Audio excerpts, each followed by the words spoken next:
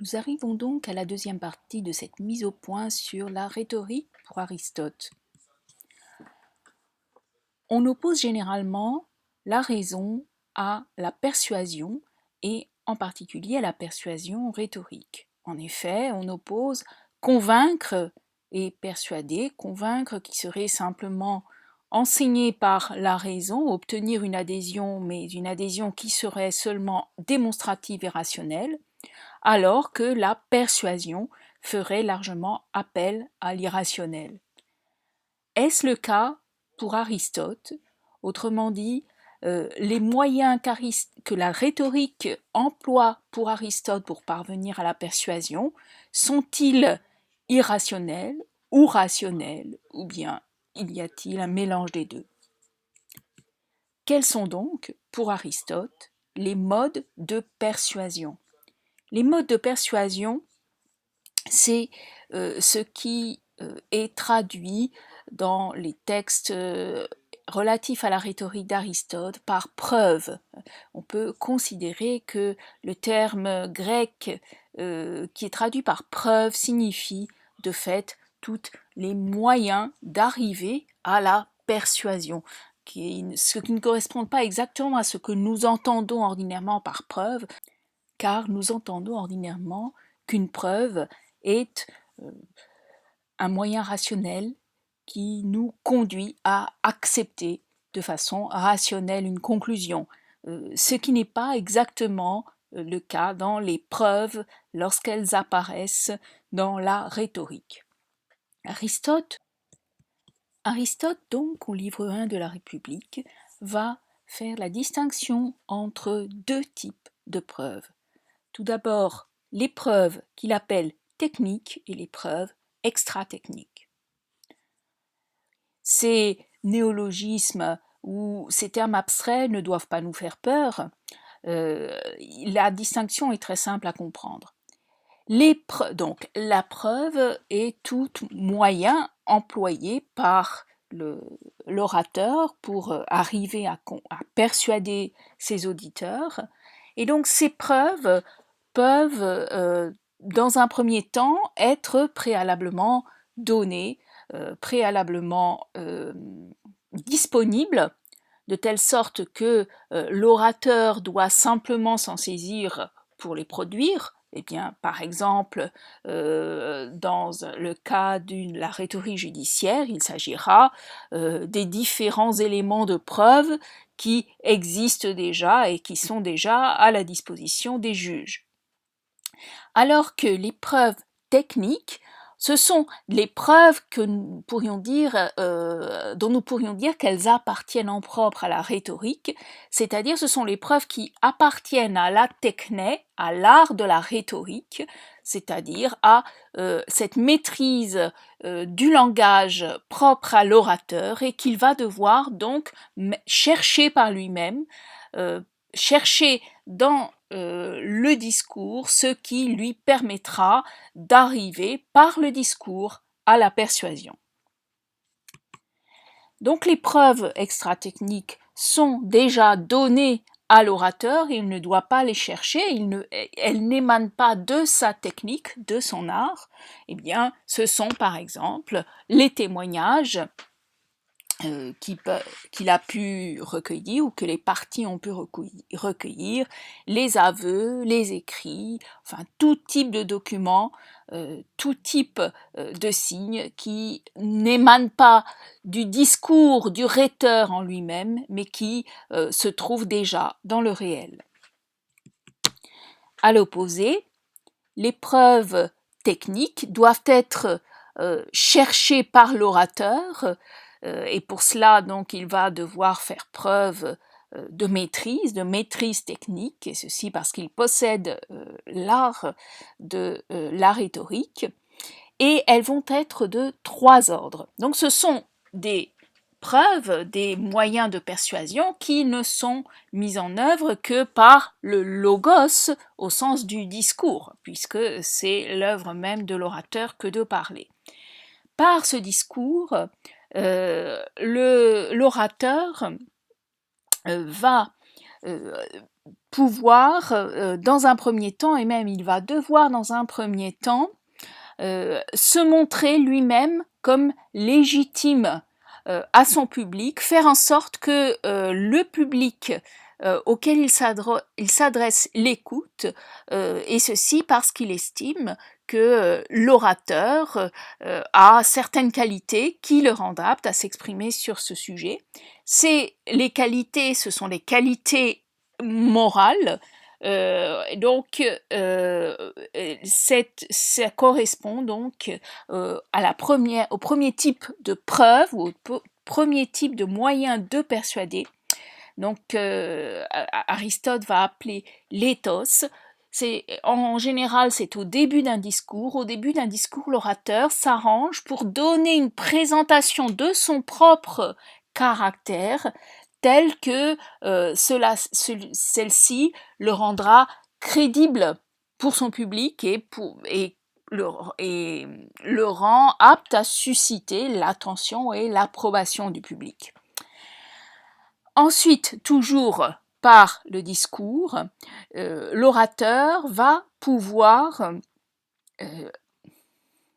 faire en sorte que le public, que l'auditeur éprouve un certain nombre d'émotions, un certain nombre d'affects, et il s'agit du pathos. Et d'ailleurs, pour cela, il va falloir que l'orateur ait certaines notions de psychologie humaine, ait une certaine connaissance de la vie morale humaine pour savoir quelles émotions il va pouvoir mettre en œuvre par son discours chez tel ou tel type d'auditeur. On ne va pas s'adresser, on ne va pas solliciter les mêmes émotions à un public composé de jeunes et un public composé de personnes âgées, par exemple.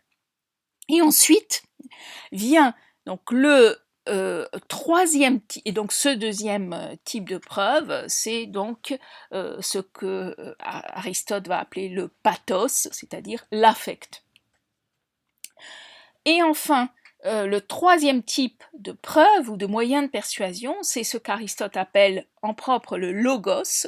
Et en fait, c'est toute cette partie de son discours qui va chercher à démontrer de façon rationnelle ce dont il veut persuader le public. Nous voyons donc que lorsqu'on parle de rhétorique, et ceci dans un sens technique, logos peut avoir au moins deux sens. Logos, eh bien, ce sera la totalité du discours que va mettre en œuvre l'orateur, et dans ce discours, il va commencer par mettre en scène son propre ethos, son propre caractère, pour que ceux qui l'écoutent aient envie de l'écouter et estiment qu'il est crédible et légitime. Ensuite, il peut également mouvoir les émotions de son public en rappelant certaines expériences ou que sais-je, en faisant en sorte que son public soit dans une certaine disposition affective, mais il va aussi pouvoir mettre en œuvre, selon des procédés que nous allons voir très rapidement, mettre en œuvre des étapes qui seront des étapes proprement démonstratives ou quasi démonstratives, où l'orateur va chercher à convaincre, mais à convaincre en faisant appel non pas à la passion, mais en faisant appel à la raison, au logos. Et donc, nous voyons que lorsque nous parlons de rhétorique, logos peut avoir soit le sens du discours dans sa globalité, donc ça a le sens de discours, soit le sens du troisième moyen de preuve, de la troisième preuve, celle du logos au sens d'un discours cherchant à démontrer de façon rationnelle. Et donc ici, nous pouvons dire que logos a plus le sens de raison que simplement le sens général de discours. Et donc, dans ce deuxième sens, voilà ce que dit Aristote, c'est le discours ou c'est le logos qui produit la persuasion quand nous faisons sortir le vrai et le vraisemblable de ce que chaque sujet comporte de persuasif. Et donc, lorsque nous ne cherchons pas à faire sortir une certaine forme de conviction concernant le caractère de l'orateur, ou lorsque nous faisons sortir une certaine passion présente en puissance chez l'auditeur, mais lorsque nous cherchons à faire sortir le vrai et le vraisemblable du sujet, et ceci par nos paroles, alors nous utilisons en propre ce que, dans ce contexte précis, Aristote appelle le logos, par opposition à l'éthos et au pathos. Mais de quoi ce logos, ce discours rationnel en rhétorique est-il composé? Eh bien, nous savions que la démonstration scientifique se présente sous la forme d'un syllogisme, mais nous avions également vu que certaines prémices, et en dernier lieu les prémices premières du syllogisme, ne pouvaient pas faire elles-mêmes l'objet d'une démonstration par un syllogisme, et donc dépendait de l'induction, qui est cette façon de dégager une connaissance de l'universel à partir de l'accumulation de cas particuliers. Et donc, pour parvenir à connaître dans le domaine de la démonstration scientifique, il faut mettre en œuvre à la fois l'induction et le syllogisme. Eh bien, nous allons retrouver, dans le cadre de la rhétorique, des versions, mais des versions modifiées, nous pourrions dire des versions simplifiées, en quelque sorte vulgarisées, adaptées au public de la rhétorique, qui n'est pas un public de savants, qui n'est pas un public de spécialistes, mais qui est le public du tout venant, de sorte que l'induction va devenir l'exemple, et le syllogisme va devenir l'antimème.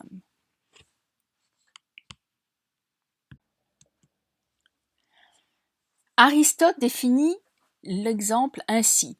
L'exemple présente les relations de la partie à la partie, du semblable au semblable, lorsque les deux termes rentrent dans le même genre, mais que l'un est plus connu que l'autre.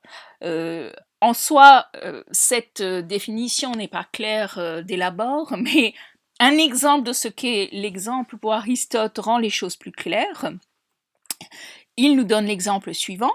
Par exemple, Denis, nous pouvons conclure du fait que Denis aspire à la tyrannie parce qu'il demande une garde personnelle. Supposons que nous soyons dans un contexte rhétorique délibératif et que Denis demande à ce que le peuple lui accorde une garde personnelle. Eh bien, un orateur pourra dire conseiller de lui refuser. Pourquoi? Parce que il estimera que si Denis demande une garde personnelle, c'est parce qu'il aspire à devenir tyran, c'est parce que il a dans ses projets d'exercer la tyrannie. Et comment cet orateur pourra-t-il faire? Eh bien, il pourra recourir à des exemples. Aristote, un peu plus loin, nous dit en effet, Pisistrate, ayant ce dessein, en demandait une, et quand il l'eut obtenu, il devint tyran. De même, Théagène, Amégare et tous les autres que l'on connaît deviennent des exemples pour Denis, dont pourtant on ne sait pas encore si c'est pour cette raison qu'il demande une garde. Tous ces cas particuliers rentrent sous la même notion générale que tout aspirant à la tyrannie demande une garde. Donc effectivement, l'orateur va pouvoir accumuler non pas un nombre significativement statistique d'exemples, parce que nous ne sommes pas dans un contexte scientifique, mais il va pouvoir accumuler suffisamment d'exemples de gouvernants qui ont demandé une garde personnelle et qui se sont ensuite convertis en tyrans, pour estimer que globalement tous les aspirants à la tyrannie demandent une garde, et donc qu'il est tout à fait vraisemblable que Denis lui-même demande une garde personnelle parce qu'il aspire à la tyrannie. Alors certes, nous ne sommes pas dans le cas d'une induction scientifique rigoureuse. J'imagine que pour qu'une induction puisse avoir une valeur comme prémisse d'une démonstration scientifique, il faut accumuler beaucoup plus de cas. D'autre part, nous restons toujours dans le domaine non pas du nécessaire comme c'est le cas dans la démonstration scientifique, mais dans le domaine de ce qui peut être ou ne pas être, c'est-à-dire dans le domaine du contingent. Pourquoi ? Parce que nous sommes dans le domaine des actions humaines. Or, les actions humaines sont telles qu'elles proviennent des décisions des individus et donc qu'elles recèlent une part de contingence, une part d'imprévisibilité. Néanmoins, on peut dire que globalement, étant donné la connaissance globale que le public peut avoir de l'histoire, on va pouvoir produire un argument de ce style, et cet argument peut être considéré dans le contexte rhétorique, et non pas dans un contexte scientifique, mais dans le contexte rhétorique comme un argument tout à fait rationnel et vraisemblable.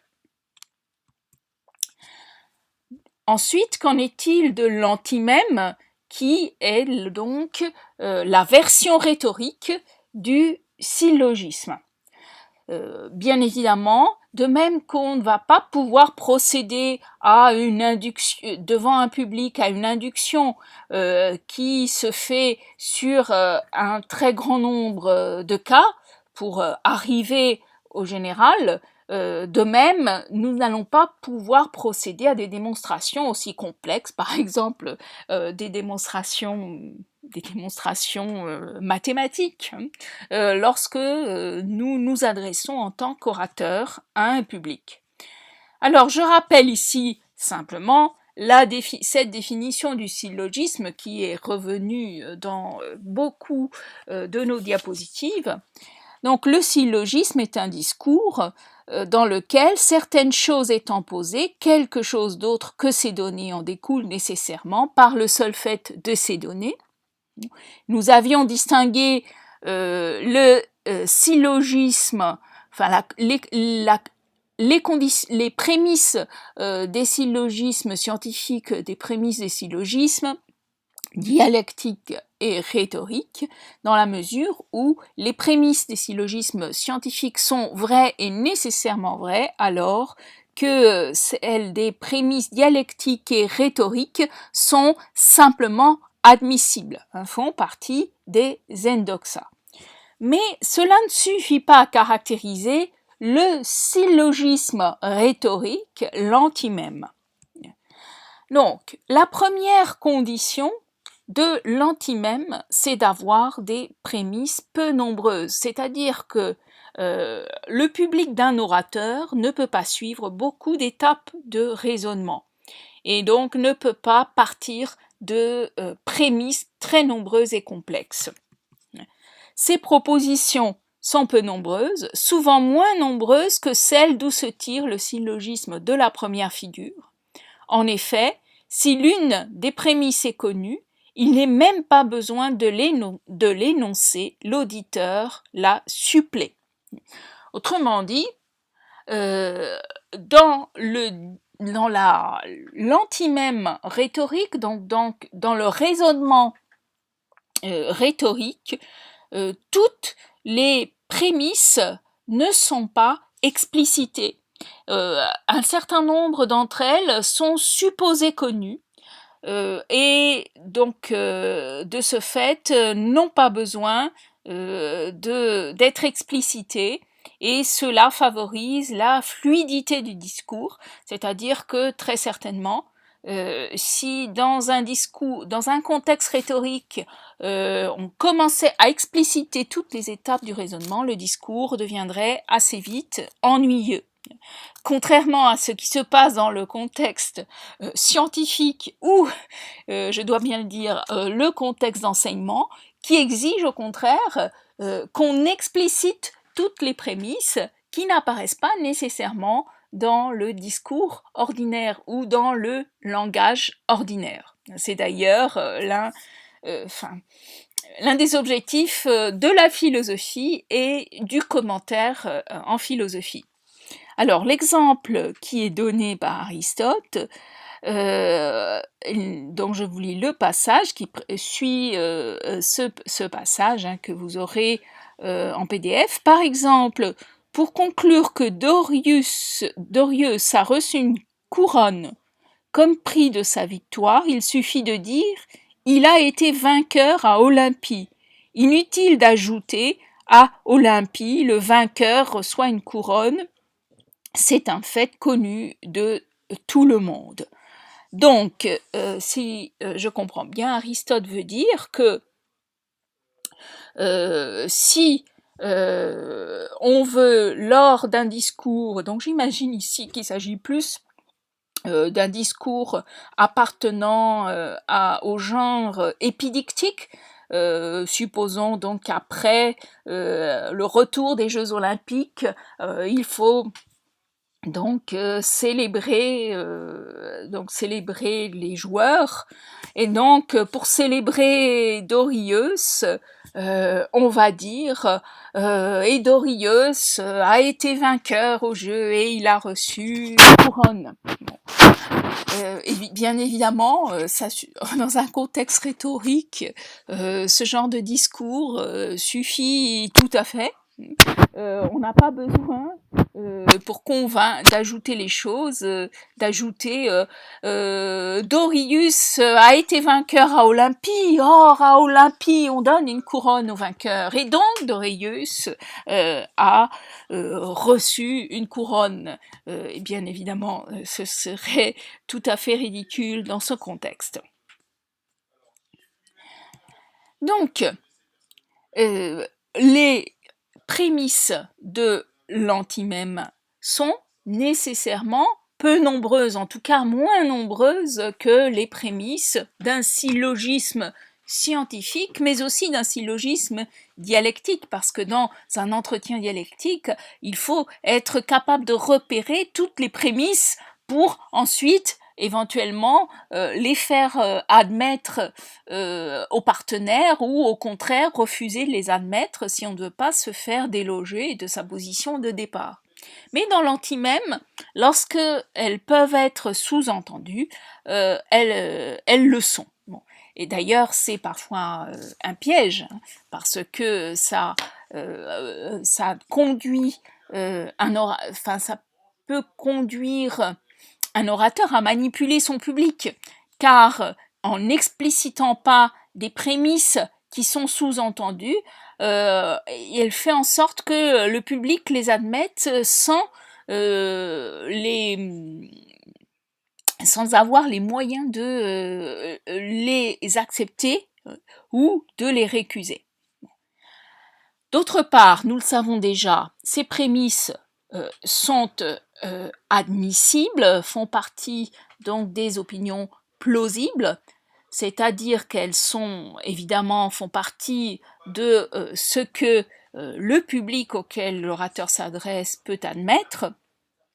Il ne va pas pouvoir fonder son discours sur des paradoxes, sur des opinions complètement minoritaires, car là, évidemment, il n'est pas du tout sûr de parvenir à persuader. Mais ces opinions, donc, admissibles, peuvent être vraies, mais elles peuvent également être fausses. De fait, l'orateur, mais surtout le public, n'a pas le moyen de discerner de façon rigoureuse lesquelles sont vraies et lesquelles sont fausses. Néanmoins, comme nous l'avons vu, il y a une forme d'optimisme épistémologique chez Aristote qui fait que pour lui, le vrai est naturellement plus convaincant, c'est-à-dire nous aurons plus tendance à être convaincus par ce qui est vrai, même quand nous adhérons à cette thèse uniquement par l'opinion et pas à partir d'une démonstration scientifique. D'autre part, ces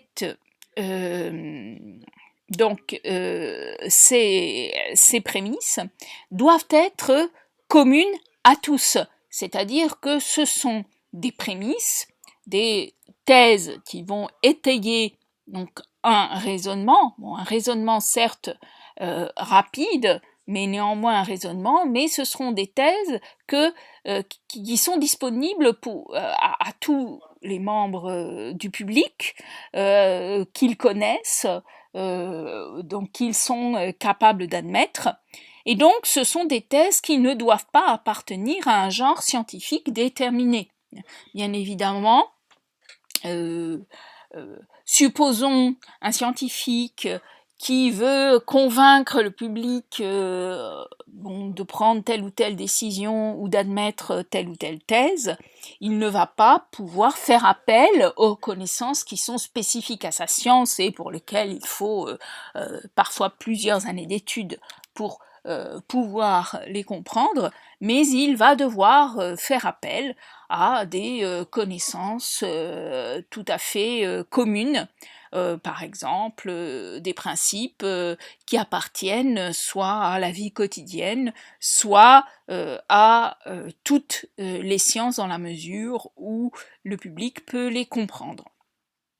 D'autre part, la quatrième caractéristique des prémices de l'antimème, c'est qu'elles sont rarement nécessaires, mais le plus souvent contingentes. Je veux dire par là qu'elles sont rarement vraies et nécessairement vraies. Bon, cela dit, si au cours d'un discours devant un public, un orateur est amené à dire que 2 plus 2 égale 4 ou que le soleil se lèvera demain, bien évidemment, il pourra tout à fait le dire, et là, nous aurons affaire à des vérités qui sont vraies et qui sont nécessairement vraies. Donc, elles sont tout à fait admissibles par l'opinion, mais de fait, ce sont aussi des connaissances. Donc, effectivement, une partie des prémices employées par l'orateur, ce seront des vérités nécessairement vraies. Mais le plus souvent, les prémices, les thèses sur lesquelles l'orateur va s'appuyer, ce sont des thèses qui peuvent être vraies, mais peuvent également ne pas l'être.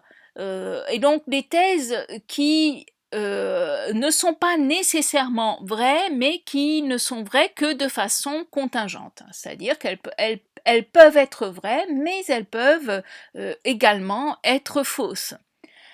Et ceci, pourquoi ? Eh bien parce que la fonction de la rhétorique est de traiter des sujets dont nous devons délibérer et sur lesquels nous ne possédons point de technique, devant des auditeurs qui n'ont pas la faculté d'inférer par de nombreux degrés et de suivre un raisonnement depuis un point éloigné.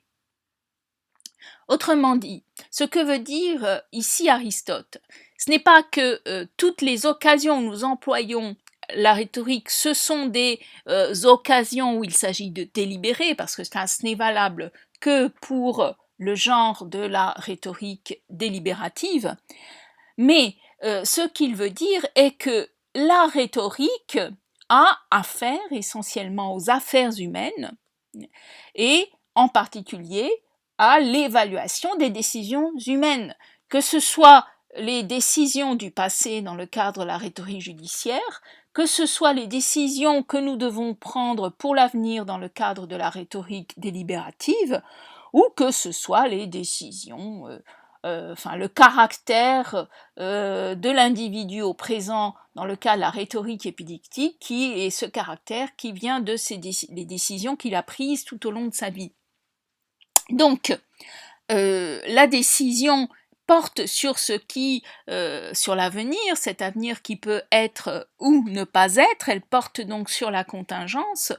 Et donc, la matière même de la rhétorique, c'est bien c'est les décisions humaines, les choses humaines qui sont essentiellement contingentes et qui sont le fruit de la délibération et l'objet de la délibération. D'autre part, ici nous avons un passage très complet, donc ce sont des sujets donc pour lesquels nous ne possédons pas de technique, c'est-à-dire nous ne possédons pas de connaissances particulières, il s'agit de connaissances simplement générales, de principes généraux, et nous devons les énoncer devant des auditeurs qui ne peuvent pas suivre un raisonnement trop complexe.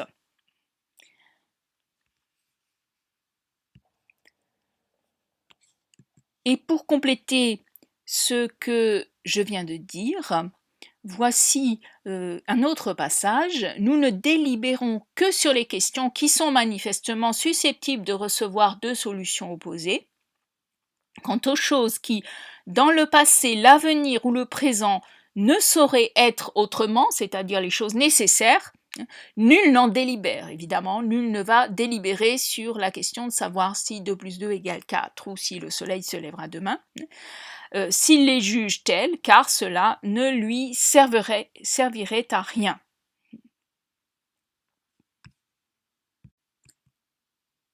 D'autre part, Aristote distingue deux types de prémices, la vraisemblance et l'indice. La vraisemblance, c'est la thèse qui exprime ce qui a lieu le plus souvent, puisque nous avons vu que la plupart des prémices du discours rhétorique sont des prémices contingentes.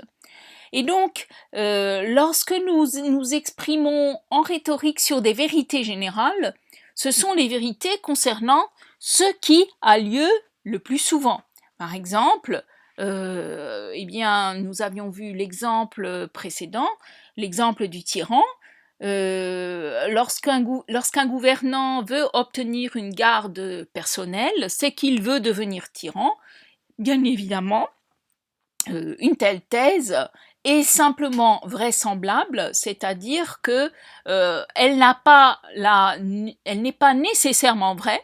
Peut-être est-il possible de trouver des exemples historiques de gouvernants qui ont obtenu une garde personnelle et qui ne sont pas devenus des tyrans, mais néanmoins, lorsqu'on observe l'histoire, ou en tout cas l'histoire ancienne, ce qui a lieu le plus souvent, c'est que cette conjonction est vérifiée. Donc, l'orateur va pouvoir, dans ses antimèmes, dans ses raisonnements, dans ses arguments, utiliser comme prémisse des prémisses qui sont des vraisemblances, qui sont des prémisses vraisemblables parce qu'elles expriment ce qui a lieu le plus souvent. Par exemple, il va pouvoir formuler ces prémisses sous forme de maximes. Ces maximes qu'on trouve par exemple dans les proverbes, qui vole un œuf vole un bœuf. Eh bien là aussi, on peut dire que c'est ce qui a lieu le plus souvent. On peut considérer que c'est ce qui a lieu le plus souvent, mais que ça n'est pas lieu de façon nécessaire. Et donc ce qui caractérise le vraisemblable, c'est qu'il peut être réfuté, puisqu'on pourra toujours trouver des contre-exemples. Il n'est donc pas nécessairement vrai, mais néanmoins, il apparaît comme crédible, comme admissible lorsqu'il s'agit de prendre une décision, par exemple, et de se faire une opinion sur la réalité des choses humaines en particulier. Ensuite, l'autre type de prémisse dégagée par Aristote est ce qu'il appelle l'indice, le séméion. Le séméion qui permet de conclure du général au particulier ou du particulier au général. L'exemple qu'il nous donne est par exemple donc le fait de conclure que tous les savants sont justes du fait que Socrate, qui était un savant, était juste. Donc ici, on conclut du particulier au général, puisqu'on conclut tous les savants sont justes du fait que Socrate, qui était un savant, était juste. Là, on voit que le signe, en tout cas dans ce cas-là, n'a même pas la même force de conviction, n'a pas la même force de conviction que la vraisemblance, puisqu'on s'appuie sur un individu ou un cas particulier et non pas sur donc ce qui a lieu le plus souvent, mais néanmoins, dans le contexte rhétorique, cela pourra apparaître comme crédible, mais là aussi, excusez-moi, crédible, ça ne veut pas dire nécessairement vrai, et ça pourra toujours être contestable. La relation inverse, qui nous est donnée comme exemple par Aristote, c'est le fait de conclure qu'une personne a la fièvre du fait que sa respiration est rapide. Là non plus, donc ce n'est pas nécessairement vrai.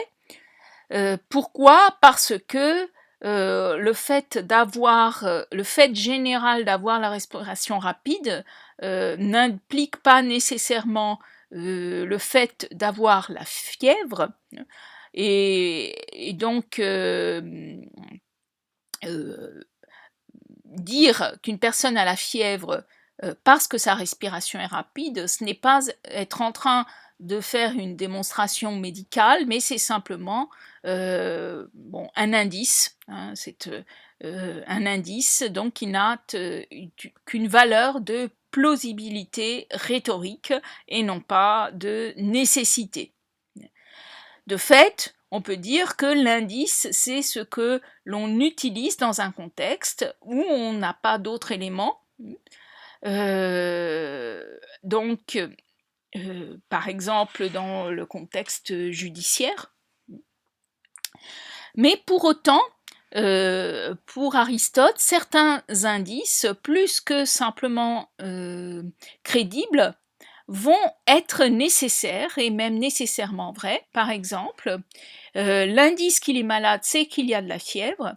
Donc effectivement, si je veux conclure qu'un individu a de la fièvre, qu'un individu est malade du fait qu'il a de la fièvre, eh bien là, ce sera un indice. Je le conclus à partir d'un indice, mais cet indice, hein, donc l'indice c'est le fait, la fièvre est l'effet de la maladie, donc cet indice général, eh bien cet indice, lui, par contre, est vrai et nécessairement vrai. En conclusion, nous pouvons dire que la rhétorique et dans une moindre mesure la dialectique est un art d'utiliser la parole dans le contexte naturel premier de son apparition, qui est le domaine politique. Comme le disait Aristote dans la politique, l'homme est naturellement le plus politique des animaux, et le signe de ce fait est le fait qu'il possède le logos, qu'il possède la parole qui lui permet de discerner l'utile et le nuisible, le juste et l'injuste. Et quels sont les contextes où il discerne l'utile et le nuisible, le juste et l'injuste? Ce sont bien les contextes rhétoriques, les contextes de la rhétorique délibérative, de la rhétorique judiciaire, et pour le beau et le laid, de la rhétorique épidictique. Donc, la rhétorique est bien cette discipline qui étudie le logos dans son contexte naturel d'apparition, dans son cadre le plus spontané, le plus naturel. Mais qui, de ce fait, dans le cadre de la rhétorique, le logos ne peut pas poursuivre sa nature démonstrative jusqu'au bout, c'est-à-dire le potentiel qu'il a en lui de découvrir le vrai, et ceci en déployant la rationalité à travers le syllogisme et toutes ses caractéristiques. En effet, si la fonction naturelle première du logos est bien de pouvoir délibérer sur l'utile et le nuisible, et ainsi de suite, ce qui est cherché avant tout est la vérité. Ce que nous voulons trouver, ce n'est pas simplement ce qui nous est utile ou rejeter ce qui nous est nuisible, mais nous voulons savoir qu'est-ce qui nous est véritablement utile et qu'est-ce qui nous est véritablement nuisible. Donc la condition peut-être parfois impensée du logos, c'est que celui-ci soit porteur de vérité. S'il ne peut pas être porteur de vérité, alors il ne pourrait pas remplir sa fonction politique. Or, pour chercher la vérité jusqu'au bout, le logos doit s'extraire de ses conditions naturelles d'apparition. Il doit rechercher les principes nécessaires de chaque science et en conclure à partir d'eux des vérités nécessaires en faisant usage de syllogismes complets et bien formés, ce qui n'est pas possible dans un contexte rhétorique ou dialectique. Et donc, si la fonction fondamentale du logos est de dire le vrai, et ce n'est qu'à partir de l'accomplissement de cette fonction qu'il pourra ensuite dire l'utile, le juste, l'injuste, etc. Donc si la fonction fondamentale du logos est de dire le vrai, néanmoins la recherche rigoureuse du vrai par le logos implique que l'on sache s'extraire des exigences de la communauté politique qui demande une prise de décision dans l'urgence et donc qui demande des syllogismes très rapides et qui sous-entendent certaines de leurs prémices, des antimèmes, qui demandent que l'on ne fasse pas l'effort de rechercher des prémices qui sont vraies, nécessairement vraies, et qui parfois vont tout à fait à l'encontre de l'opinion, donc ils ne vont pas être endoxales, mais au contraire paradoxales, etc. Donc la recherche du vrai par le logos implique donc que l'on puisse s'extraire des exigences de la communauté politique. Elle implique une certaine forme d'isolement. Isolement, soit de façon strictement solitaire, mais simplement isolement dans le cadre d'une communauté de recherche scientifique qui était finalement le projet d'Aristote lorsqu'il a fondé le lycée, qui était d'ailleurs aussi dans un certain sens le projet de Platon, mais surtout le projet aristotélicien. Et c'est pour cette raison que dans l'Éthique à Nicomaque, au livre 10, Aristote va opérer une distinction entre ce qu'il appelle la vie théorétique ou la vie spéculative, la vie du philosophe et du savant, et la vie politique.